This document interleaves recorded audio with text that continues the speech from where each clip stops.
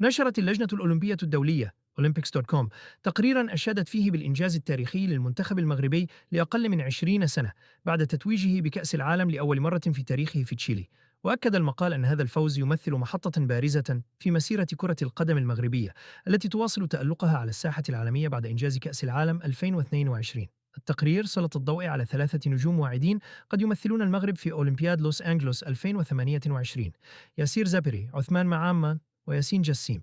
زابري تميز بأهدافه الحاسمة، ومعاما بقوته القيادية وسرعته، بينما برز جسيم برؤيته الدقيقة وتمريراته المتقنة.